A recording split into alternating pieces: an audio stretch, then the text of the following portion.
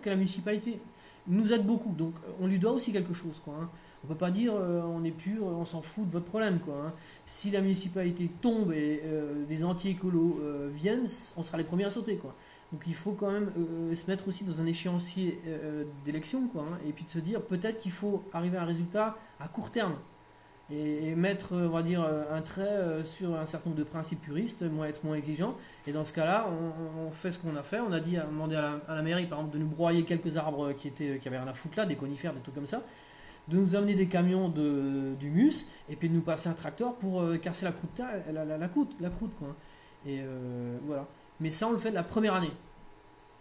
Et après, c'est fini. Ça, on a dit à la mairie parce qu'ils nous ont même demandé de quoi avez-vous besoin après, de points d'eau, de citernes, des trucs comme ça. J'ai dit rien du tout. Permaculture, rien. On se débrouille, pas de camion, plus d'entrée, plus rien. Pas de point d'eau. Pour 9000 mètres carrés, quoi. Donc le projet, pour nous, c'est déjà établi sur une base tout à fait, enfin, qu'on estime pertinente. Mais il faut accepter la première année un apport lourd. Hein. Vous êtes obligé. Il y a des endroits dans le Korsberg, il y a d'autres endroits où les terres sont beaucoup plus riches. Là, vous ne raisonnez pas comme ça. Mais nous, proche du Rhin, hein, on est vraiment en bas du bassin. Quoi. Là, les alluvions sont vraiment compactes, quoi, la couche d'alluvions. Voilà. Donc il s'agit, là, quand on parle du complexe argilo-humique ou de la quantité d'humus, de reconstituer à terme, pour nous, l'équivalent du biotope de la végétation climax. Qu'est-ce que c'est la végétation climax? C'est la végétation qui a un développement ultime et qui n'évolue plus. Vous savez que les petites plantes sont amenées à être dominées par des moyennes plantes et les moyennes plantes à être dominées par des grandes plantes et ainsi de suite jusqu'aux arbres. Et sous les grands arbres, quand la forêt est vraiment fermée, ben, il n'y a plus rien qui pousse, à part un peu de lierre, de l'égopote, des trucs comme ça, quoi. Mais c'est des végétations tout à fait particulières, quoi.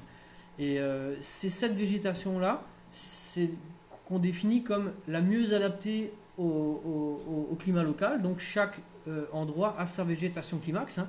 Au milieu des Vosges et en haut des Vosges, c'est chaque fois différent, quoi.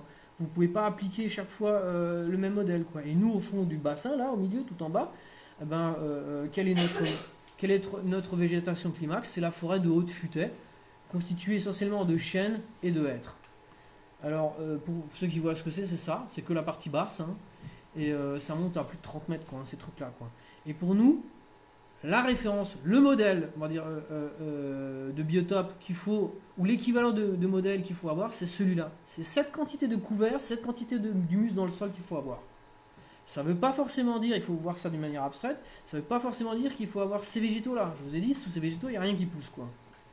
Mais il faut avoir une gestion de l'eau équivalente à ça. Alors, au lieu d'avoir un grand végétal sur lequel il n'y a rien, on a 2, 3, 4, 5, jusqu'à 7 couches de végétaux. Et donc, ces 7 couches de végétaux vous jettent un ombrage et vous font une rétention de l'eau, de l'évapotranspiration, quoi, suffisante pour que vous n'ayez quasiment pas besoin d'arroser. Et là, le sol est super humide. Et sous le couvert végétal, vous avez un air complètement saturé en eau, même en plein été, quoi. Ça, c'est un truc incroyable. Ces forêts-là sont jamais sèches, quoi. Ah ben, nous, dans le jardin potager, c'est jamais sec. C'est toujours ça. Vous voyez, il y a partout du grouille-cras, des petites bêtes là qui foutent le camp quand vous grattez. Ça vole, ça fouille, ça sent le champignon de bois, ça sent la forêt. Pourtant, ça a juste 2 mètres ou 3 mètres d'eau. Et il n'y a pas d'arrosage là-dedans, quoi. Vous voyez jamais un mec qui se balade avec des arrosoirs là-dedans, quoi. Voilà. Et donc, c'est le seul biotope qui est capable. Ça, Bourguignon, on parle bien. Bon, il y a encore une image qui revient, je repasse, je suis désolé, j'ai dû appuyer sur le mauvais bouton de nouveau. C'est toujours le même truc. Ça aussi, vous l'avez déjà eu. Voilà. Et c'est le seul biotope, la forêt de haute futée, qui est capable de réguler et de stocker les eaux pluviales qu'on a en Alsace. Mine de rien, on a énormément d'eau qui tombe. Et si on n'a pas cette quantité d'humus dans le sol, et cette quantité de végétaux qui est capable de rediffuser, retranspirer cette eau et la garder localement, vous avez toujours des problèmes d'eau, quoi que vous fassiez. Donc si vous mettez en parallèle les cultures qu'on a à la sortie de Strasbourg où les sols sont nus, et cette photo, vous dites qu'il y a effectivement il y a du chemin, quoi. Il n'y a aucun rapport. Au niveau du sol, sous le sol, quoi, hein, quand vous grattez là sous le sol, vous avez une quantité de bestiole incroyable. Là-bas, près de Vendenheim, il n'y a rien dans le sol, quasiment rien, quoi. Et la végétation, bon, ça se passe de commentaires, quoi. Ça se voit, c'est nu, la moitié de l'année, c'est nu, il n'y a rien qui pousse, quoi. Donc là, vous flinguez les sols, c'est tout. Il faut l'admettre, c'est comme ça. Voilà. Sixièmement, culture sous couvert permanent. Les paillages du sol évitent les mauvaises herbes pionnières. Mauvaises herbes, évidemment, il faut le prendre au second degré, quoi. Pour moi, je n'arrive pas à utiliser le mot adventiste. Pour moi, mauvaise herbe, c'est toujours une référence au manichéisme de notre société, quoi. Il y a les bons et les mauvais, quoi. Ben, chez nous, les mauvais, ils sont très bons, quoi. Donc, si on veut éviter d'avoir un excès de ces plantes-là, qui sont les plantes pionnières, en fait, pas les mauvaises herbes, il faut maintenir un couvert permanent. Si vous découvrez, vous avez en permanence un appel qui est créé à toute cette végétation qui vient des fois, en une semaine, 2 semaines, elle vous couvre tout. Donc plus vous découvrez, plus vous allez attirer ces plantes, quoi. Des plantes, par exemple, comme le rubex, ont une dormance des graines qui est de 80 ans. Donc si un plant de rumex envoie ses graines sur un de vos jardins que vous avez bien désherbé, pendant 80 ans, vous allez arracher, vous ne savez pas d'où elles viennent ces graines, mais elles sont là, vous ne les voyez pas, mais pendant 80 ans, vous allez arracher les petites plantes, quoi. Donc c'est un combat perdu d'avance. Pourquoi ne pas faire comme la permaculture? Vous couvrez le sol, le rumex il se dit bon c'est pas encore maintenant, j'attends, il va attendre 80 ans, quoi. Vous couvrez le sol de façon à ce que les plantes pionnières, qui ne partent que quand il y a beaucoup de lumière, ne puissent pas venir. Et dans ce cas-là, vous n'avez pas de régulation à faire des plantes adventices et des plantes pionnières, quoi. Vous n'êtes pas en permanence en compétition avec des plantes qui vous couvrent tout, qui vous empêchent la culture de plantes potagères, quoi. Alors comment est-ce qu'on fait les paillages? On fait des paillages avec des matières mortes, ça c'est on va dire le plus simple, le ready to use. C'est vous achetez, vous faites, vous récupérez, vous faites. C'est les paillages, donc les matières carbonées, feuilles d'arbres, bois raméal fragmenté, donc c'est du broyat de branches, des cartons, ouais, il a foutu le camp de haut. Précédente. Bon, ouais, je crois que j'ai. Attendez, je vais retrouver la photo là.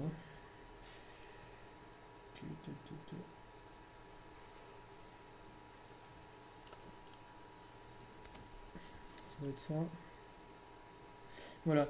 Le carton, les déchets verts non lignés, ce sont les feuilles d'arbres par exemple, mais vertes encore, ou les feuilles en général de toutes les plantes basses, quoi. Mais sans les graines, il faut faire attention, quand vous récupérez des plantes, il faut toujours regarder ce que vous avez comme cadeau gratuit avec. Si vous avez la fleur et puis les graines, vous allez vous en souvenir, vous allez remarquer que vous avez un problème. Et donc il faut récupérer les plantes, si possible, la partie aérienne des plantes, avant les floraisons, avant les fruits, la mise en graines, quoi. Les purins d'ortie aussi, ça permet d'avoir des petits volumes à gérer, mais bon, ça fait pas un paillage. Mais le reste du purin, vous pouvez le mettre dessus, de consoude.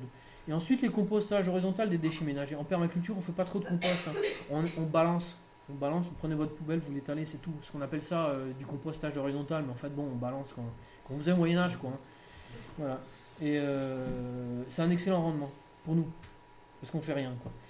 Voilà. Et des tontes, en fait, de tout ce que si vous balayez votre cour, vous mettez tout ça dans le jardin, quoi. Voilà, ça c'est des matières azotées en général. Alors là aussi, si vous voulez savoir ce que c'est que les matières azotées, les matières carbonées, les matières azotées sont les matières fraîches, vertes ou venant de la cuisine en général. C'est les matières souples en général et de couleur verte. Et les matières carbonées, c'est les matières qui ont eu le temps de se lignifier, dans lesquelles donc vous avez du dur, les vieilles feuilles d'arbres. Vous pouvez plus manger comme ça à l'automne, quoi. Les tiges d'arbres, le bois, les écorces, le carton, le papier, tout ça. C'est des matières carbonées. Donc il n'y a plus rien du tout comme azote. Et pour un bon compost, il faut les deux. Donc toujours mettre un peu de bois, de branches, de la sciure d'arbre, n'importe quoi. Et un peu de verre. Donc vous coupez des orties, vous coupez des consoudes et vous mettez ça dessus. Et les deux permettent une bonne décomposition parce que ce qui décompose les matières azotées, c'est un champignon. Le champignon bouffe tout l'azote. Donc si vous n'avez pas les deux, à un moment ça s'arrête et ça pourrit ou il ne se passe rien, quoi. Je mets pas de carton. Parfois ça peut être traité, je pense. Non, ils sont tous traités. Le carton, c'est minimum 40% de recyclé. Donc c'est des fois des papiers qui ont 80 ans ou je sais pas quoi, qu'on retrouve dedans. Et donc des encres super toxiques, des métaux lourds et tout, quoi. Même si on vous dit qu'on n'utilise plus de métaux lourds, il n'existe absolument aucune composition officielle des encres d'imprimerie, parce que c'est un secret professionnel. Donc quand on vous donne aucune information, c'est qu'il n'y a rien de bien dedans. Il n'y a vraiment rien de bien. D'accord. Et les sous-produits des récupérations de papier recyclé ne doivent jamais être mis au jardin. Par exemple, les bûches, le papier incinéré, tout ça, ne doit jamais être mis au jardin. Ils vendent des appareils pour faire des bûches avec du papier ou du carton. Il est interdit, c'est marqué, de mettre les produits dans le jardin parce que c'est des produits hautement toxiques. Là, ils ont le droit de le mettre dessus, parce qu'on sait que ça va dedans. Les gens le foutent au jardin, quoi. C'est les gens de la campagne en général, ils ont comme ce réflexe, quoi. Alors, donc les sous-produits de papier recyclé de carton, moi je les considère comme des produits hautement toxiques. C'est pour ça que j'en mets pas dans mes maisons. Et ça va, les maisons que je mets en œuvre pour mes clients, quoi. Et ça va à la déchetterie. Ils en font ce qu'ils veulent à la déchetterie, quoi. C'est tout, quoi. Et donc les cartons, si vous en mettez un peu, ça va, il m'est arrivé d'en mettre, mais une fois que ça a pris, vous les enlevez et vous les ramenez à la déchetterie. Alors ils sont un peu délavés, gondolés, ils ont plus tellement de gueule, quoi. Mais vous les mettez pas dans le jardin pour les oublier, quoi. Voilà, c'est mon point de vue. Hein. Mais je pense que s'il y avait des bonnes choses et des choses bio, compostables dans les encres, les industriels seraient les premiers à le mettre dessus. Encre bio, sans risque, vous courez aucun produit. Mais les vernis, les plastifiants qu'il y a sur les trucs, d'après moi, il n'y a rien de bon du tout dedans. Hein. Et plus ça avance, plus on a de métallisants, de plastifiants dans les papiers. Parce que si vous regardez un papier normal actuel et un papier journal ou magazine d'il y a 50 ans, c'est pas la même chose. Hein. Le papier d'il y a 50 ans, il jaunissait, il cassait. C'était du papier, on voyait qu'il y avait une origine végétale, quoi. Maintenant, le papier de magazine, on ne sait pas si c'est plus du plastique ou du papier, quoi. Donc je pense qu'il n'y a rien de bon dans le papier. Rien. Et voilà. La majorité des mauvaises herbes, toujours marquées entre guillemets, sont conservées et favorisées afin d'assurer un paillage, une couverture de paillage ainsi que rendre l'arrosage inutile. C'est-à-dire que moi, quand je mets en place un jardin, j'ai mes copains qui me ramènent des cajots de mauvaises herbes. Donc c'est des mauvaises herbes avec la racine qui sont allés cueillir, hein, et pour que je les plante chez moi pour assurer le couvert végétal. C'est simple, ou je mets mes mauvaises herbes que j'aime bien et avec lesquelles je m'entends bien en place, ou c'est un peu du n'importe quoi qui vient, et à ce moment-là, je vais avoir des petits problèmes avec des plantes qui ne sont pas productives et qui forment une compétition qui ne m'intéresse pas trop, quoi. Mais en permaculture, comme dit, je sélectionne mes mauvaises herbes, je vais favoriser certaines et je laisse les autres, voire même je les mets en place. J'ai acheté beaucoup de graines de mauvaises herbes et j'en ai mis. Hein, c'est par exemple le mouron des oiseaux, il y a plein de mauvaises herbes qu'on met en place, hein, des rubex particuliers qui se mangent, qui sont excellents, quoi. Et je les mets justement pour qu'ils occupent le terrain. Si vous n'occupez pas le terrain, vous créez un appel des plantes pionnières. En gros, en d'autres mots, vous cultivez les ennuis, quoi, hein, c'est tout, quoi. Il n'y a rien d'autre à faire que ça, quoi. Vous cherchez les ennuis. C'est le principe de l'agriculture moderne. Hein. On veut que les agriculteurs achètent des produits et mécanisent à fond leur système, quoi. Hein. Les pommes sont traitées 13 fois par an ou jusqu'à 20 fois. Les céréales arrosées aussi, je crois 17 fois, quoi. Quand vous voyez en permaculture qu'on ne traite rien du tout. Déjà dans le bio, normalement, on n'est pas trop censé traiter, quoi. Il y a plein de raisins qui sont absolument pas nécessaires de traiter, quoi. La plupart des plantes, des végétaux n'ont rien du tout comme maladie. Absolument rien comme problème, quoi. Alors quand on vous dit que c'est traité 17 fois, vous dites, mais le gars, il n'a aucun recul, quoi, pour ce qu'il fait, quoi. Pourquoi il va pas... je sais pas, se promener, se baigner plutôt que de traiter avec des produits habillés comme un cosmonaute, là. L'agriculture cultive les emmerdes, quoi. Hein. Ils font rien d'autre que ça. Ils cultivent les ennuis et la pollution, rien d'autre. Ils cultivent pas les plantes. Ils cultivent les plantes. Pardon ? C'est trop standardisé. Ils réfléchissent pas. Les agriculteurs. Ouais, ils ont la chambre d'agriculture, hein, donc c'est un organisme d'endoctrinement qui envoie, maintenant un peu moins, mais ils se sont fait taper sur les doigts, des notices qui écrit à tous les agriculteurs, maintenant c'est la saison pour ça, maintenant c'est la saison pour ça. Quand on vous vend un fruit, c'est tout de suite, ce fruit il faut le traiter avec ça et ça et ça et ça et ça et ça. C'est du prêt-à-penser, quoi. Les vergers, les pommes, elles sont comment dire, sélectionnées au laser par rapport à leur couleur et tout ça. Ouais. S'ils n'ont pas la bonne teinte, tout ça. Ça c'est encore autre chose, ça. Pourquoi pas, ça c'est un truc esthétique, quoi. C'est trop standardisé. Ouais, mais ils sont fous, quoi. Ouais. Faut que ça soit joli. Ouais. Sont cons, quoi. Ils ont jamais mangé une bonne pomme sauvage qui vous pète le goût, quoi, dans la bouche, quoi. Un truc qui est super succulent, quoi. Pourquoi l'avoir en plus en 3 fois plus gros, quoi. On n'arrive pas à terminer de la manger tellement elle est grosse, on n'a plus envie à la fin, quoi. Enfin bon, bref, ça c'est un autre problème. Mais ça me dérange pas. Si les gens ont des critères esthétiques, pourquoi pas, quoi. Le problème, c'est que traiter 15 fois, attendez, c'est du temps. Et je parle même pas de l'argent, quoi. Il a rien de mieux à faire que ça, le gars, que de se promener avec son tracteur dans les champs. Si c'était beau, je veux bien, mais c'est un espèce de désert qu'il a, le gars. Enfin, moi, c'est un truc qui me. Ça me dépasse. Ils ont vraiment rien dans le ciboulot, quoi, les gars. Ils ont rien à faire, quoi. Rien de mieux à faire que de se promener avec leur tracteur dans les champs, quoi. Une pomme conventionnelle, c'est traité 43 fois. Ouais, pas tout le monde, mais même 15 fois, c'est 15 fois de trop, quoi. Hein. C'est vraiment.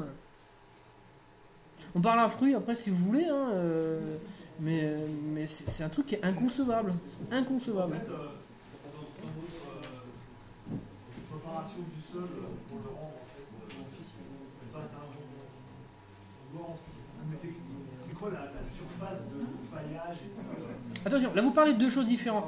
La préparation du sol, je prépare le sol. Après, le paillage c'est plutôt la culture, c'est-à-dire garder l'humidité, ainsi de suite, quoi. Ce que je mets dans le sol, ça dépend de ce qu'il y a dedans, quoi. Nous, on a des sols, moi, tous les gens me disent, il est merdique, c'est de l'argile, c'est horrible, quoi. Mais l'argile, mine de rien, c'est un super sol, quoi. Hein. J'ai plein de gens qui n'ont pas du tout d'argile, ils sont drôlement embêtés, quoi. Hein. Nous, on peut encore faire plein de choses avec notre sol, quoi. C'est du travail, hein, c'est de l'huile de coude la première année. Si vous savez comment s'y prendre, c'est un investissement assez lourd, quoi. Hein. Je peux vous dire à peu près le temps que ça coûte, quoi. Hein. Mais après, c'est terminé pour 20 ans, 30 ans, quoi. Hein. C'est fini après. C'est fini. Et je termine juste. Donc ça, il faut bien distinguer. Pour un sol normal, je pense qu'il faut 5 à 7 cm de BRF, quoi. Après, du fumier, vous mettez 2 grosses remorques de fumier pour un jardin et c'est bon, basta, après c'est terminé, quoi. Hein. Après, vous êtes tranquille, quoi. Et ça, c'est ce qu'il faut. Le paillage, c'est la couverture. Ça, il faut le remettre tout le temps. En gros, tous les ans, tous les 2 ans, ça fout le camp, vous mettez de la paille, elle se balade, quoi. Hein. Puis les bestioles, vous arrivez. Le lendemain, vous avez mis la paille. Le lendemain, vous voyez déjà, il y a plein d'endroits où il a été parti. Pourquoi ? Parce que les souris, elles attendaient dans un coin sous l'arbre. Allons, vous avez terminé votre truc, quoi. Et puis dès que vous êtes parti, bon, allez, on va voir ce qu'il a mis, quoi. Et elle gratte, c'est comme quand vous mettez des gradis, hein. Les animaux, quand vous avez mis des trucs, hein, après ils vous suivent, comme les oiseaux, ils vous suivent et ils déterrent tout ce que vous avez mis, quoi. Hein, tac, tac, ça c'est pour moi. Ah ouais, tu l'as vu, ah salaud, je l'ai vu avant toi, quoi. Donc ils défont tout ce que vous avez fait, quoi. Et donc la paille qui était bien rangée, hein, vous avez passé la première année, vous passez le balai en Alsace, vous savez, hein, il y a rien. Le lendemain, vous venez, tout dans les allées. Parce que les oiseaux sont passés, ils ont cherché les vers en dessous, ils ont tout regardé, quoi. Les merles, vous savez ce qu'ils font, quoi. Putain, c'est comme des fous, hein, comme des fous, hein. Ils sont carrément timbrés, les merles, hein. Ça, ils grattent jusqu'à au moment où ils ont des petits, quoi. Ils cherchent de la protéine, donc des vers, hein. Mais ils se déchaînent quand vous faites un paillage, c'est... Putain, vous dites, il a la haine et il me déteste, quoi. Hein. C'est pas possible, quoi. Hein. Et donc, la paille, c'est magique, c'est bien, mais il faut tout le temps la remettre, quoi. Si vous remettez du BRF, ça calme déjà les merles, quoi. Les merles, ils en font un peu, après ils arrêtent, quoi. Parce que ça s'en mêle, il y a du chevelu dedans, il y a du bois, c'est pas honnête comme truc pour les merles. C'est facile à trouver, c'est pas si simple que ça, à trouver le BRF aussi. Vous me reposez la question après, je vous répondrai. Parce que là, on s'écarte, je voudrais terminer mon truc. Après le BRF, je vous dirai les plans faciles, c'est vous allez récupérer chez des gens qui en ont et qui savent pas trop comment faire. Ou alors vous le faites aussi vous-même. Le BRF, je suis contre en fait. Je suis pour quand j'ai du bois avec lequel je sais pas quoi faire. C'est l'opportunisme, là. C'est comme les buts, j'en fais pas, j'en fais quand j'ai du bois. C'est le principe, vous savez, des miettes qu'on met sous le tapis, quoi. Hein. Pour moi, la butte, c'est ça, quoi. C'est quand j'ai un tas de trucs que je sais pas où mettre, je la fous, je dis j'ai fait une butte, quoi. Mais j'ai fait une butte parce que j'avais des trucs que je savais pas où mettre, quoi. Hein. Un tronc énorme, pendant un bout de temps, vous passez au-dessus, à un moment, vous en avez marre de passer au-dessus. Alors, le plus simple, c'est de l'enterrer à un coin où vous le voyez pas, donc vous faites une butte, quoi. BRF, c'est pareil, j'en fais quand j'ai un tas de trucs que je sais pas où mettre, quoi. Donc, je fais du BRF, mais sinon, j'en fais pas. Parce que c'est avec un coupe-loupe ou un sécateur, c'est vachement long, quoi. Donc moi je suis à l'économie d'énergie, je fais pas ça. C'est tout. De toute façon le BRF est né de là, hein. Il est né de l'industrie forestière canadienne qui générait des pollutions. Donc c'est un peu comme tout, hein, comme l'industrie nucléaire, ils se sont dit on va vendre un sous-produit super emmerdant comme un produit cher et qu'on va facturer aux gens, quoi. Hein. C'est toujours le même truc, quoi. Hein. Principe du McDo, on vous vend des déchets sous forme d'aliments, quoi. Hein. Et donc le BRF, l'industrie canadienne produisait des sous-produits, mais en quantité incroyable, quoi. Et ils se sont dit quoi faire. Et c'est là, à l'université de Laval, qu'ils se sont rendus compte qu'il y avait des trucs magiques dans le BRF qui permettaient une incorporation très rapide au sol. Et après ils se sont dit ah ben ça marche. Mais chez nous à Elkirch, on a eu le même parcours. Il y a 30 ans, on avait nos vergers qui montaient vraiment vraiment grands, et puis on se retrouvait avec des tas de branches avec lesquelles on ne savait plus quoi faire. Ma mère était seule, nous élevait 2 gamins. Enfin vous savez comment c'est les ados, ils foutent rien, quoi. Et seul, et ça, il y avait ce tas de branches qui poussaient chaque année plus grand, et à un moment ça ne marchait plus, quoi. Ouais, les ados ça fout de moins en moins, ça bosse de moins en moins, comme vous le savez, quoi. Donc à un moment on s'est dit on va l'enterrer, c'est tout, on arrête de le couper, quoi. Et c'est là qu'on s'est rendu compte que ça poussait vachement bien quand il y avait un sol super aéré. Et nous on était plus, on voyait plus le bois, quoi. Alors c'était tout bénef, quoi. C'est toujours ça, le BRF, moi je cours pas après, quoi. C'est une solution à un problème plutôt qu'une solution universelle, quoi. Donc je termine. Donc voilà. Donc les mauvaises herbes se conserver, et moi je vous conseille vraiment de chercher les mauvaises herbes avec lesquelles vous entendez bien et vous en mettez partout, quoi. Alors c'est vendu sous forme d'engrais verts, des trucs comme ça, quoi. Hein. Ça, on appelle ça des mauvaises herbes, c'est tout, quoi. Donc couvrez le sol. Et cette couverture végétale va travailler pour vous. Elle vous fixera de l'azote, elle vous empêchera l'assèchement du sol, mais moi avant tout ce que je veux c'est empêcher que d'autres indésirables viennent, quoi. Parce que je produis, je fais peu, mais tout ce que je fais se mange ou a une utilité, quoi. Donc les mauvaises herbes entre guillemets, qui doivent travailler pour moi, et la première chose que je fais, je les mets en place. Donc pour résumer, la culture, le sous-couvert et le paillage, c'est une première couverture qui maintient le sol à l'abri de la lumière et très humide, et ce paillage, donc d'éléments morts, vous le couvrez encore une fois avec une couverture de végétation ras du sol, qui elle rend le paillage aussi invisible. Et c'est qu'en rajoutant des couches comme ça, hein, que vous aurez un sol toujours humide, toujours aéré, avec plein de grouille-cras. Le grouille-cras, c'est tout ce qui fourmille, quoi, hein, plein de bestioles partout qui travaillent pour vous. C'est que comme ça. Et notre travail, en fait, on ne cultive pas tellement les plantes, on se met dans une situation où les plantes poussent toutes seules. Nous, on est simplement gestionnaire de cette vie, c'est tout. On regarde, là où il n'y a plus de paillage, on en remet. Après, je vous ferai le bilan de temps. Là, non, c'est pas dans ce document que je l'ai. Le bilan du temps, je peux en parler maintenant. Je passe. Bon, peut-être que j'en parle, mais enfin, je sais plus. Je passe. Ce jardin me coûte 2 heures tous les 2 jours. Trajet compris. Donc j'ai un quart d'heure aller, un quart d'heure de retour tous les 2 jours. Ça me fait 1h30 sur le jardin. Dans le jardin. Il me faut 200 mètres carrés. Et avec 200 mètres carrés, on nourrit une famille pendant toute l'année en produits frais. Et le coût, c'est 43 €.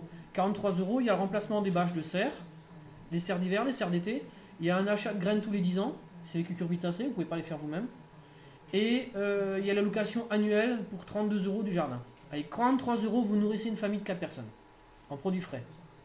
Mais nourrissez bien, hein, c'est pas la feuille de salade sous le steak. Hein. Nous, on était végétariens. Donc c'est plutôt l'inverse. C'est ça de salade en entrée, ça de salade en plat de résistante et bon, un peu moins en dessert, quoi. Mais c'est une grosse quantité de végétaux. Hein. C'est vraiment, on se nourrissait que de notre jardin. Hein. Mais c'était vraiment énorme, quoi. Hein. Donc là, on a de l'expérience et on sait que ça marche. Et ça coûte, moi j'ai refait le calcul cette année, puisque j'ai eu la facture pas très longtemps, 43 € ou 44 € nourrir une famille de 4 personnes à Strasbourg. C'est ce que ça coûte, quoi. En temps, ça coûte 2 heures tous les 2 jours, pratiquement été comme hiver, quoi. Hein. Donc il y a une demi-heure de vélo, un quart d'heure aller, un quart d'heure retour, 1h30 dans le jardin. En 1h30, je cueille pendant 1 heure, et pendant une demi-heure, je fais des travaux d'hiver que j'avais pas prévus. C'est que des trucs pas prévus. Et je récoltais des semences, ça vous pouvez pas le prévoir. C'est une plante, vous laissez monter les plantes, donc un certain nombre de plantes pour monter en semences. Et donc quand vous voyez que ça commence à tomber par terre, là vous arrivez avec un gros sac, vous mettez en dessous, mettez la tête de la plante dedans, vous coupez, vous ramenez chez vous.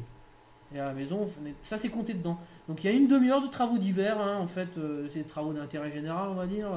C'est avec une main enlevée du chien dent qui vraiment commence à casser les pieds, quoi. Hein. Couper de labourage à remettre le paillage en place, à repiquer des trucs. Par exemple, vous voyez qu'il y a une plante qui a laissé toutes ses graines, mais ça vous le voyez que quand elle commence à pousser, quoi. Vous dites ah merde, là il y a plein de mâches. Très bien. Alors vous repiquez toutes ces mâches ou d'autres là, salade, quoi. Alors ça dure longtemps, ça dure une demi-heure, des fois 1 heure, à repiquer tous les petits semis qui sont montés là où vous n'avez pas prévu, quoi, et les remettre ailleurs, quoi. Ça, il faut le faire en permanence. Donc il y a un petit peu de désherbage, il y a du tutorage, une plante qui tombe, par exemple, il faut chercher un tuteur quelque part, rattacher, quoi. Chaque fois que je vais au jardin, j'ai un certain nombre de trucs à faire. Si vous ne l'avez pas prévu, vous allez dire c'est la galère. Il faut le prévoir. Une demi-heure de cueillette, c'est à peu près l'équivalent du supermarché, hein, parce que vous rentrez dans un supermarché, vous allez aux caisses, c'est super chiant, et vous mettez aussi dans les boîtes. Moi c'était pareil au début, je l'avais sous-estimé, mais cueillir de la menthe, systématiquement, parce que plus, c'est comme un supermarché où tout est gratuit, hein. Plus il y en a, plus vous en bouffez, quoi. C'est comme ça, quoi. Et vous repartez, au début c'était un sac, après c'était un petit cajot, maintenant c'est 2 gros cajots chaque fois. J'ai un vélo avec des plateformes derrière où je peux mettre des cajots entiers couchés, et donc maintenant c'est 2 gros cajots pleins chaque fois, quoi. En dehors des périodes tomates, patates et oignons, voilà, c'est beaucoup plus, quoi. Les cajots s'empilent, quoi. Mais c'est toujours 2 gros cajots, parce qu'il y a persil, marjolaine, menthe, il y a différentes menthes, sauge pour madame, ensuite il y a les poireaux ça fait aussi chaque fois un gros bouquet. Et comme c'est les poireaux sauvages, vous en cueillez toujours plein, ça revient après sous forme de compost, l'excédent, quoi.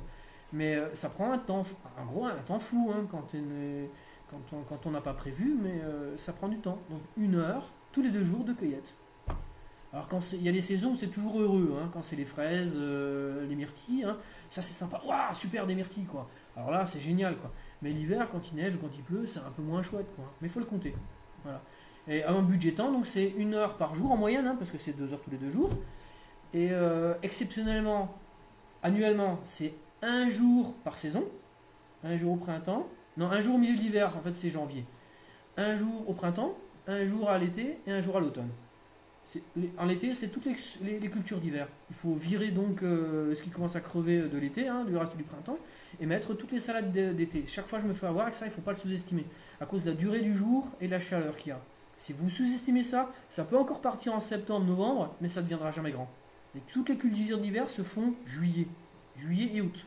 Et donc là, en juillet-août, on met tout ce qu'on va manger tout l'hiver, quoi. Et ça, il faut une journée. Tout virer, repenser, et je fais des rotations sans faire de rotation, mais il y a des trucs qui réussissent trop bien, donc du coup, elles vous posent d'autres choses. Donc il faut trouver un autre endroit, il faut des fois déplacer des serres. Ouais, vous me proposez la question après ? Ouais. Et oui, c'est pas que des conserves d'hiver, le jardin. Et donc, il y a à chaque saison une journée à prévoir. Donc ça, c'est le budget annuel exceptionnel. Et après, il y a le budget séculaire, on va dire. C'est comme les crues centenales, quoi. Il y a la mise en place du jardin. Qu'est-ce que coûte la mise en place d'un jardin permaculturel ? Moi, ça m'a coûté 6 semaines de travail. C'est énorme. 6 semaines de travail, c'est beaucoup. La première année, c'était 2 semaines. La deuxième année, c'est 2 semaines. La troisième année, c'est 2 semaines. Maintenant, je pense à réduire un petit peu. Il y a dedans la mise en place de plein de clôtures, de plein de treilles, et des rames haricots qui montent à 3,50 m, 4 mètres en robinier. Donc, c'est pas du bambou. Vous les mettez, ça dure 50 ans à 100 ans. Je fais pas de bambou. Le bambou, au bout de 2 ans, il faut le remplacer et vous arrêtez pas de le faire, quoi. Moi, je mets des structures qui restent là ad aeternam. C'est des vis en inox avec j'achète des doses de robinet, donc c'est un bois totalement imprécessible qui est plus durable que le teck et le chêne, qui vaut rien. Vous avez 20 planches j'avais 30 planches pour 20 €. Bon, c'est la DOS, c'est pas de la vraie planche. Ça, je passe à 6 circulaires, ça me fait des baguettes de 4 mètres, des fois de 50 cm, parce que ça tombe un peu n'importe comment. Puis avec les grands piquets, je mets ça pour les haricots, pour les fèves. Et c'est mis en place. Les serres, j'ai 6 grandes serres dans ce budget temps. Donc en 6 semaines, j'ai fait 6 grandes serres. Et c'est des serres qui durent 40-50 ans. Celles que j'ai fait quand j'étais gamin, à 10-15 ans, chez ma mère, elles sont toujours là. C'est des serres d'hiver qui vous produisent tous les jours de l'hiver, quoi. Et après, les serres d'été, c'est des grandes serres qui font presque 3 mètres de haut. Ça, je me suis fait engueuler parce que j'ai reçu un courrier hier me demandant de les enlever. J'avais pas vu que c'était interdit dans les jardins ouvriers, quoi. Donc maintenant, je suis en négociation avec la mairie pour essayer de voir comment garder les serres, quoi. Parce que les serres sont interdites dans un jardin protégé. En permaculture, moi, j'en mange aussi l'hiver. Je ne m'arrête pas l'hiver, quoi. Et j'y vais tous les 2 jours, pratiquement aussi tous les jours en hiver, chercher des légumes et des salades en hiver. Alors qu'il neige et qu'il gèle pas moins 15. Voilà.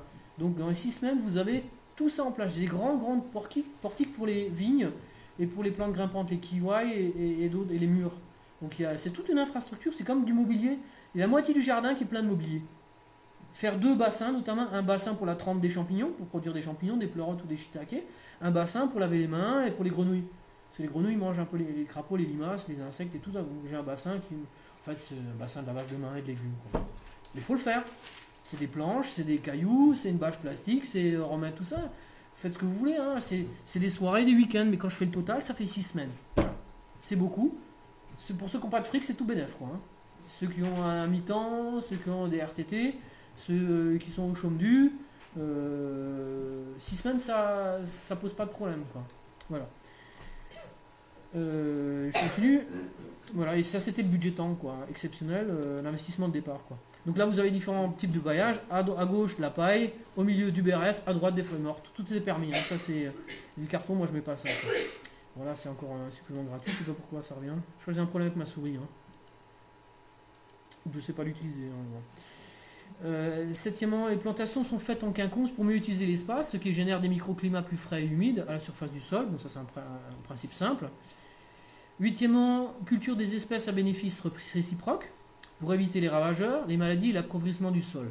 Donc là, ça fait appel à plein de concepts, ce qu'on appelle le compagnonnage et l'alléopathie. Vous trouvez plein de bouquins, notamment Le poireau aime les fraises, ce genre de choses, qui vous expliquent qu'il y a des affinités et des inimitiés, des amitiés et des inimitiés entre les plantes. Notamment, j'associe les liliacées avec tous les légumes racines. Les liliacées, il y a 2 mots là qu'il faut retenir, liliacées et brassicacées. Liliacées, c'est tout ce qui a des bulbes qui puent. L'ail, l'oignon, le poireau, la cive, la ciboule, je crois que c'est tout, quoi. Et puis les brassicacées, c'est les choux. Donc c'est moutarde, roquette, donc des salades qui piquent un petit peu, mais aussi les choux, navets, et puis les grands choux, quoi. Donc c'est toutes ces familles-là. Ces 2-là, il faut bien les identifier, quoi. Alors les liliacées aiment bien le compagnonnage avec les racines, fraisiers, tomates. Les racines, c'est carottes, navets et autres, c'est tous les trucs enterrés, quoi. Ensuite, deuxième principe, c'est éviter les tomates avec les patates avec les cucurbitacées avec les tomates. C'est les trois qui vont pas ensemble. Donc ça fait 3 points, donc 3 liaisons qu'il faut éviter. Quatrième principe, éviter liliacées et légumineuses. Ça, c'est le principe fédérateur qui a organisé mon jardin. À droite, on va dire les droitistes, les liliacées, à gauche, les brassicacées. Quoi. Et c'est ce qui organise. Vous ne pouvez pas mélanger les deux. Un inhibe la croissance de l'autre. Et c'est radical. Ensuite, pratiquer les rotations. Bon, ça, je ne fais pas trop parce que je cultive pas la pomme de terre qui épuise. Et les choux, j'ai des choux qui durent plus de 10 ans. Je mets les choux et c'est terminé. Quoi. La plupart des plantes sont des plantes sauvages que je n'entretiens pas et qui s'entretiennent toutes seules, qui se ressèment toutes seules. Donc il n'y a pas du tout de travail de remise en place. Et donc je ne peux pas pratiquer de rotation. Donc pour éviter ça, je plante, j'utilise la complémentarité. Donc je prends des plantes qui palisent, donc qui répondent aux besoins des autres. Quoi. Et c'est ce que je fais. Quoi. Je ne pratique pas trop la rotation. Mais si vous avez des patates ou si vous plantez beaucoup de choux que vous arrachez, il faut le faire. Quoi. Voilà. Ensuite, il faut intégrer les plantes fixatrices d'azote, ça c'est fondamental aussi. Donc, vous saturez en général de légumineuses. J'en mets partout et beaucoup plus, pratiquement 3 ou 4 fois ce que je consomme. Parce que les légumineuses sont avant tout là pour fixer l'azote. Donc, si les fèves après sont tombées, je les ai oubliées, je m'en fous, au moins elles ont fixé l'azote. Quoi. Donc, c'est comme les mauvaises herbes, donc le couvre-sol sauvage, il faut mettre le maximum de fixatrices d'azote. Les légumineuses, c'est pas que les annuelles, ça peut être aussi des buissons ou des arbres. Il y a des arbres qui fixent l'azote, donc en dessous duquel la culture est très intéressante. Voilà. Ensuite, introduire des plantes insecticides, nématicides et mellifères. Mellifères, vous comprenez. Nématicides, c'est les nématodes. Les tomates ont souvent des problèmes de nématodes. Donc vous mettez beaucoup de soucis ou des petits œillets de poète en dessous. C'est très très bien, ça fait fuir les nématodes. Les insecticides aussi. Tout ce qui est chou est systématiquement infesté de radiolorodes et des petites mouches blanches. Là, vous mettez des plantes qui font fuir tout ça. Quoi. Il y a le phlox, il y a la mélisse, il y a plein de plantes qu'on met dans les choux. Les choux, par principe, il faut les écarter, éviter de les regrouper et planter plein et intercaler énormément de plantes aromatiques. Quoi. En fait, exactement tout ce qu'on ne fait pas dans les champs. Parce que les champs, vous allez en Alsace, vous avez des champs de choux, il n'y a que ça sur des kilomètres. Quoi. Là aussi, ils cultivent les emmerdes, quoi, les gens. Enfin, les agriculteurs. Voilà. Ensuite, pratiquer la confusion et la saturation olfactive pour les insectes ravageurs. Là, c'est simple, mettre le plus de plantes aromatiques et le plus de fleurs qui sentent fortes. Ça évite qu'elles repèrent après les plantes fragilisées, faibles, donc bouturées, cultivées ou repiquées. Quoi. Et les plantes cultivées d'une manière générale qui sont des plantes évoluées et pas trop résistantes. Neuvièmement, usage de 3 grands types de plantes. Les plantes à grains. Ça, c'est la théorie, je ne le fais pas dans le potager, je n'ai pas assez de surface. Quoi. Donc, à haute teneur calorique et protéique par gramme d'aliment. Et sur 60% la culture, donc c'est là ce sont des fèves, de l'amarante, des tournesols. Donc c'est très très important d'avoir des plantes qui produisent de l'huile, des matières grasses. Quoi, Et bien que moi je ne fasse pas du tout de céréales, j'ai pas du tout cette expérience, c'est un savoir en soi. Quoi. Et des noisettes. Sinon on a toujours énormément de noisetiers. Quoi. Ensuite, des légumes racines et bulbes sur 30% de la surface. Alors c'est des plantes qui ont une très forte productivité par unité de surface, donc ça c'est en général ce qui est rentable pour les agriculteurs. Patates, ça fait toujours plaisir aux débutants, c'est nickel comme plante de débutants. Les navets et évidemment les liliacées. Quoi. Voilà, au terme de racines. Quoi. Voilà. Et là, la petite parenthèse pour les liliacées qu'on a, nous on cultive essentiellement des liliacées, donc des poireaux, des oignons ou des os sauvages. Donc vous avez le poireau d'été sauvage qui se reproduit tout seul, vous mettez un petit cailleux, vous avez 10 cailleux à la fin de chaque année, et donc vous prenez la partie aérienne, et lui se multiplie, c'est des énormes poireaux d'été, et disparaissent l'hiver. Et les poireaux d'hiver, c'est l'inverse, ils disparaissent l'été, au moment où l'autre disparaît, ils réapparaissent, et ils envahissent tout l'hiver. Vous avez du poireau qui est bien meilleur que le poireau nantais, et vous mangez tout, parce que le vert du poireau sauvage est très fin. Il est presque l'équivalent du blanc de poireau nantais. Quoi. Et il y a quasiment jamais, j'ai jamais eu de terre, moi, dans le pli du poireau. Donc le nettoyage est super facile, vous avez pas, c'est presque envahissant comme truc, vous en avez partout. J'en ai acheté 3. Non. Je vous rappelle, principe X là du chapitre Y, on ne coupe jamais les racines. Donc le poireau sauvage, si vous l'arrachez, l'histoire elle s'arrête, le film s'arrête, vous restez le bec dans l'eau. Quoi. Donc on coupe, on laisse 1 cm, et lui, comme il est stressé, il va faire plein de petits cailleux et repartir de plus belle. Donc 15 jours après, vous repartez, vous avez de nouveau votre poireau, que vous recoupez, et en plus au printemps vous allez plein de cailloux qui viennent. Quoi. Vous êtes obligé de cueillir pour foutre à la poubelle. C'est un principe de permaculture, le principe de l'abondance. Quoi. Je vous assure, je mets énormément à la poubelle, des bons légumes.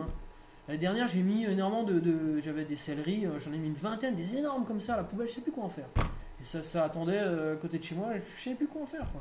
Les poireaux, c'est pareil, je suis obligé d'en sortir un moment que je jette, quoi. Quand j'étais gamin, quand j'avais 10 ans, 15 ans, j'ai acheté 3 poireaux. Je me souviens, c'était chez Jacques Briand, j'avais payé ça 15 francs, mais c'est toujours vendu au même prix, c'est 15 €, 3 poireaux. Et 30 ans après, j'en ai des milliers que je distribue. Des milliers parce que c'est par botte de centaines comme ça. J'en ai une centaine, c'est pas des gros, hein, ils sont gros comme un crayon. Par botte comme ça, je les distribue. Et j'en ai encore de trop. Parce que chaque année, vous en avez de trop, quoi. Ça revient, c'est le poireau sauvage. Et c'est comme ça avec le poireau, l'oignon, l'ail. Il y a des super oignons, ce qu'on appelle des oignons à long flux. C'est pas des oignons de conservation, c'est vrai. Mais on a des petits oignons de conservation, des German Brown, qui reviennent, on appelle ça des multiplicateurs. Vous en mettez un, l'année suivante, vous en avez 10. Vous pouvez manger le vert comme un oignon vert. Et vous pouvez sortir les bulbis qui se gardent très bien. Mais elles ne sont pas grandes, c'est comme les échalotes, quoi. Et c'est zéro travail. Zéro travail. Et ça envahit tout aussi. C'est des German Brown. Et l'ail, c'est pareil. Il y a de l'ail aérien et souterrain. Donc, on appelle ça l'oignon rocambole et l'ail rocambole, quoi. C'est des petits oignons que vous pouvez mettre frais comme ça dans la salade. C'est très bon. Et donc, les oignons à long flux sont excellents. Et c'est des oignons sauvages qui se reproduisent. Hein. C'est ce qu'on a dans les Antilles. Tous les Antillais ont ça. Parce qu'ils n'ont pas besoin des oignons de conservation. Donc, les oignons ronds, qui sont propres à la conservation, n'existent pas dans les pays chauds. Ils ont des oignons frais qui sont exquis, quoi. Et ces oignons qu'on utilise beaucoup en permaculture, ce sont les cives, les ciboules, mais les grandes. Et ça, c'est vraiment très très bon, quoi. Et comme par hasard, sauvage, sans entretien et un peu envahissant, quoi. Quand on dit on cultive, en fait, on devrait plutôt dire on laisse ces mauvaises herbes monter. Ce serait plus honnête, quoi. Voilà. C'est les légumes feuilles et les légumes fruits, ça c'est 10%, c'est les salades et autres aromatiques, quoi. Ça c'est un peu à convenance. Moi j'ai plutôt 50% de ces trucs là parce que bon, c'est une question de goût, quoi. Et les haricots se gardent très très bien, je trouve que c'est vraiment un truc de paresseux. Vous avez des protéines pour rien du tout et sans aucun travail avec des gros haricots, quoi. Et ça compte dans les légumes feuilles. 10e principe, culture de plantes résistantes aux parasites et champignons. Ça c'est simple à comprendre. On a à Strasbourg plein de vignes aussi et de kiwis sauvages. Donc c'est des kiwis très résistantes jusqu'à moins 35. C'est des petits kiwis très sucrés, très goûteux, qui là aussi ne nécessitent rien du tout. On a des mangues. Alors vous allez me dire, des mangues ça pousse pas ici. Oui, c'est pas des vraies mangues, c'est ce qu'on appelle des mangues d'Indiens. Ce sont des variétés spéciales de papaye. Mais ça a exactement la taille, la couleur et le goût d'une mangue. Et c'est excellent. Au jardin botanique, ils en ont 3. Des manguiers que très souvent les gens viennent goûter au moment de la fructification parce qu'ils sont très connus, quoi. C'est des légumes. Moi je trouve que c'est presque encore meilleur que la mangue parce que c'est pas aussi acidulé, aussi fort, quoi. Ça a la texture de l'avocat, c'est fondant et ça a exactement le même goût. Peut-être une petite note d'ananas, quoi. C'est pas goût pomme ou truc nuche, quoi. Hein. C'est vraiment une mangue. Vous faites goûter ça à quelqu'un, c'est une mangue. Et il y en a des très grosses, quoi. Et on en a à Strasbourg. On a eu nos premières mangues sur des manguiers de 80 cm d'eau. Et ça atteint 5, 6, 10 mètres, quoi. Et c'est excellent. Et pas de maladie ni prédateur connu à ce jour. Voilà. C'est pas vous dites que les vignes sont résistantes aux champignons. Parce qu'on a des vignes résistantes aux champignons. D'accord. Celles du commerce, comme par hasard, nécessitent des produits de traitement. Tiens donc, ça c'est quand même étonnant, hein. C'est quand même étonnant. Et comme par hasard, les vignes résistantes sont strictement interdites. Alors que ce sont des vignes traditionnelles, cultivées dans de nombreux produits, dans de nombreux pays qui ne font que de vin à base de ces vignes. Donc ça n'empoisonne pas, c'est un mythe de faire croire que ça rend fou. Le vin traditionnel du Chili et de je ne sais pas combien de pays ne fait qu'avec ces vignes-là. Le vin traditionnel, quoi, c'est une vigne traditionnelle d'Amérique du Nord. Là-bas, c'est pas interdit, comme chez nous. On est en France, on est spécialiste, on est en nucléaire et en pesticides, hein, c'est notre point fort. Hein. Donc, comme par hasard, on n'a que des vignes et des plantes qui ont, comme par hasard, besoin de beaucoup de pesticides. Ah, c'est quand même étonnant, quoi. Mais si vous avez l'œil, si vous les connaissez, vous les trouvez un peu partout, ces vignes traditionnelles. Moi, quand je travaillais à l'inventaire des monuments historiques à Strasbourg, je faisais donc le relevé des édifices remarquables dans la plaine d'Alsace. Et très fréquemment, je voyais de ces anciennes vignes résistantes. Et c'est des vignes qui ont pratiquement 80 ans, des troncs comme ça. Troncs comme ça, des vignes qui font tout le tour d'une propriété dans laquelle vous avez plusieurs bâtiments. Donc de dire qu'une vigne, il faut la planter tous les 60 cm et ça dure 10 ans, ça me fait bien rire. De dire que ça ne pousse pas ces vignes-là, ça me fait encore plus rire. Je peux vous montrer des vieilles ruines, hein, de bâtiments vraiment nobles, hein, qui ont des vignes monstrueuses de raisins. Mais moi j'y allais tous les jours parce qu'on faisait les relevés de tout du bâtiment. Hein. Je revenais avec des sacs plastiques comme ça, avec plein de raisins. À la fin, j'en avais marre. Parce qu'on ne pouvait pas les manger, ces trucs-là. C'est des super bons raisins. Quoi. Le raisin n'a absolument pas besoin d'être ni taillé et encore moins traité en Alsace. Il ne faut pas raconter des conneries. Ce sont les vendeurs de produits qui vous disent ça. Quoi. Et nous, on a toute une variété de vignes qui sont particulières. Ce sont les vignes foxées, donc ce qu'on appelle les vignes d'Amérique, ou des vignes non foxées, voire même des vignes de l'INRA qui a été sélectionnée pour être résistante. Il y a marqué en gros dessus sur le raisin interdiction de reproduire. Ça veut dire reproduisez-la. Voilà. Ça veut dire reproductible. Attendez, respecter pourquoi? Non, mais c'est comme des raisins particuliers. Le Gewürz Berliner, etc., c'est des raisins. Attention, ouais, je ne suis pas producteur, je ne suis pas vendeur, je ne suis pas vigneron. Donc déjà, je n'irai pas donner de leçons ni quoi que ce soit à des gens. Deuxièmement, les vignerons que je connaisse qui sont en bio, soit se passent de l'appellation, c'est-à-dire qu'ils passent plus en vin normal, ils passent en vin de table ou je ne sais plus quoi. Mais en tout cas, ils sont déclassés leur vin, quoi. Ça devient du vin traditionnel. Non, historique, quoi. Parce que le vrai vin, c'est un vin pollué, trafiqué. C'est pour ça, vous savez que le vin, c'est le seul produit alimentaire sur lequel on n'a pas besoin de mettre les compositions. C'est parce qu'au début, la composition était vraiment étrange. Notamment, ils mettaient du plomb dedans, du vrai plomb, hein, pour lui donner un petit côté sucré, quoi. Hein. Et non, mais lisez, si vous regardez Terre à Terre, il y a une émission, les cépages interdits. Terre à Terre, sinon vous m'envoyez un lien, c'est très intéressant. Et vous avez tout l'historique du vin. Et là, vous savez des choses qui sont stupéfiantes sur l'histoire du vin, quoi. Hein. Et donc le vin historique à respecter, comme vous dites, c'est celui qu'il faut vraiment fuir, quoi. Hein.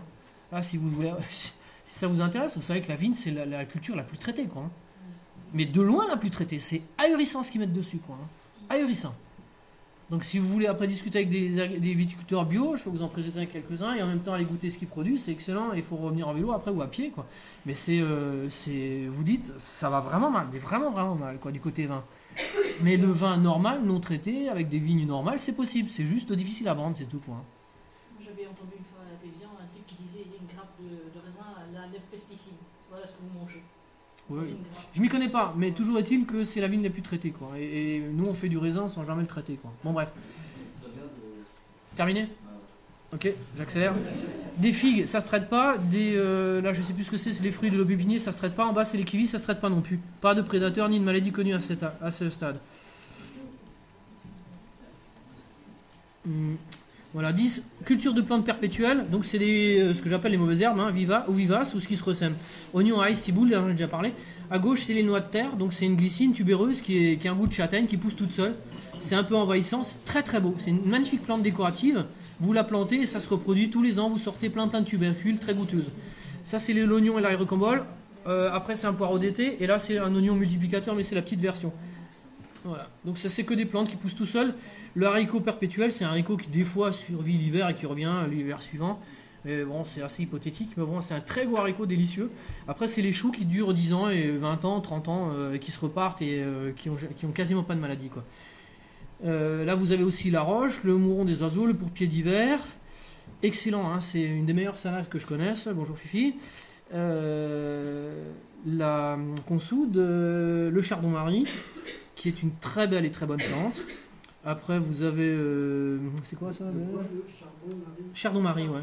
Elle est partie. Bon, bref, on m'a dit d'accélérer. 14 cultures de plantes utiles. Saule bambou, c'est Fifi qui devrait vous en parler. Le bambou, Fifi est spécialiste en tressage de saule. Le bambou, j'ai pas encore tressé. Hein. Non, mais en tu peux l'utiliser comme montant verticaux et tu prends les saules dans l'horizontaux quand tu fais du tressage. Ouais. J'ai fait ça. Ouais, et vous avez notamment des conservateurs de saules qui vous proposent des saules de toutes les couleurs et de toutes les textures. C'est très intéressant. À Brennpaille, on en a un d'ailleurs. Et il y a une trentaine de couleurs, hein, c'est incroyable. Vous avez du noir au rouge, au jaune, au violet pratiquement. Là, c'est des belles images pour faire joli, on m'a dit de passer. Donc vous voyez ce qu'on peut faire avec du végétal, c'est ce que fait Fifi, hein, là, à droite. Hein. Pas fait aussi beau. Ouais, presque. Presque aussi. Voilà. Et Konsu de Ordi Bourrage, ça c'est uniquement pour les purins, quoi. Engrais verts et des calebasses. Alors cette année, on avait des calebasses parce que j'en ai marre. On a fait une banque de graines, il me faut plein de contenants. Alors on a mis des contenants en culture, c'est des calebasses. Vous avez tous les volumes, toutes les formes possibles, quoi. Les calebasses, faut pas dire que c'est moche, c'est rasoir. C'est votre imagination, éventuellement qui est limitée, mais pas les possibilités, quoi. 15 cultures de plantes tapissantes, grimpantes, pour assurer un couvert végétal, une production spécifique. Ça, c'est pour tapisser tout le sol. En fait, il n'y a pas d'espace qu'on n'utilise pas en permaculture, hein, tant que c'est pas fermé au-dessus, quoi. Hein, c'est le principe de la forêt nourricière. La forêt nourricière, donc, avec tous ces étages, on commence en haut par les grands arbres, ensuite les arbres nains, les arbrisseaux, quoi. Ensuite les buissons, les herbacées, les racines rhizomes. Donc là, on est déjà à la limite du sol et air, quoi. Et ensuite, couvre-sol, lianes et champignons. Tout ça, ça fait partie de ce qu'on cultive et si possible en mélange. Voici une image de ce que ça donne, une forêt nourricière. Donc c'est pas vraiment une forêt, hein. C'est un jardin avec des arbres. Ça, c'est le jardin de Robert Hart en Angleterre, qui est la référence, on va dire le développeur, franchement, du concept de jardin-forêt. Et ça, c'est une forêt qui est très ancienne aussi. Ensuite, vous avez Sapholzer.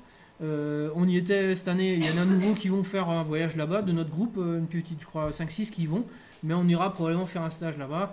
De nouveau, en hydroponie, ça intéresse. Donc là aussi, c'est un site qui s'étale sur tout un flanc de montagne, qui compte 70 bassins comme ça pour de l'aquaculture et autres, et qui est très ancien, mais magnifique, hein. Vous revenez, là vous remettez en question. 16 utilisations d'auxiliaires, ça je passe, hein.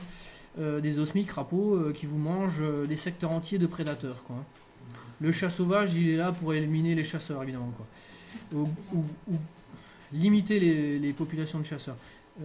Dernier chapitre, comment débuter en permaculture. Si vous voulez aller visiter le jardin des fraternités ouvrières à Moucron, moi j'y étais un paquet de fois, j'y vais plus maintenant, mais on peut vous expliquer comment y aller. À la ferme du Kramerhof de Saint-Paulsen en Autriche, là j'irai avec plaisir. Si une fois des francophones, des non-germanophones veulent y aller, je veux bien faire traducteur si on organise le voyage, quoi. C'est 3 jours, 300 €, 350 €, hébergement non compris, mais ça vaut vraiment le coup. C'est vraiment plus des vacances qu'autre chose, quoi.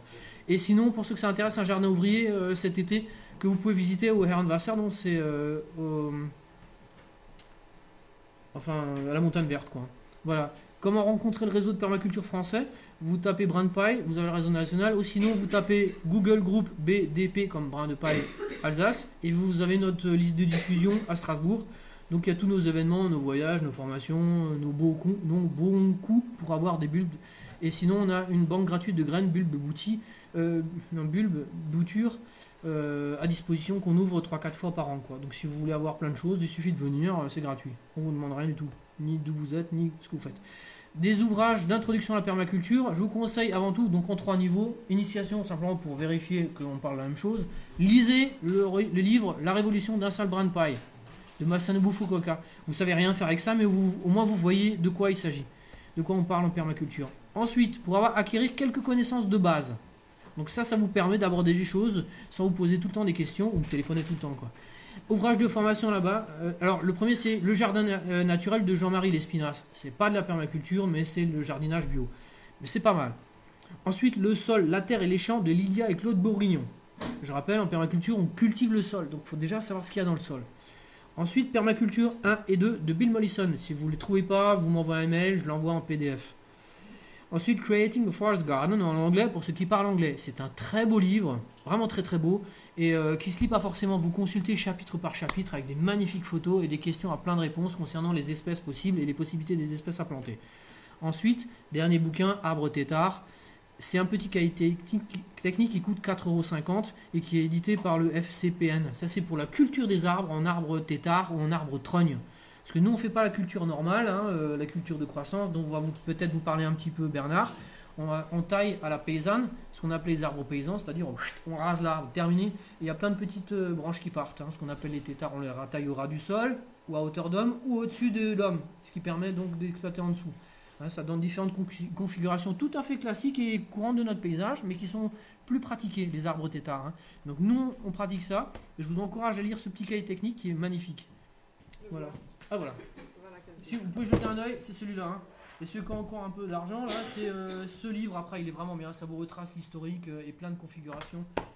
Très très bien fait. Voilà. Sinon, une liste de végétaux adaptés à la permaculture est disponible sur notre site Brin de Paille Alsace. Sinon, vous me demandez parce que dans les livres, la moitié des plantes ne poussent pas chez nous, qui sont conseillées. Et si vous avez d'autres questions, voilà mon mail ch.k@free.fr.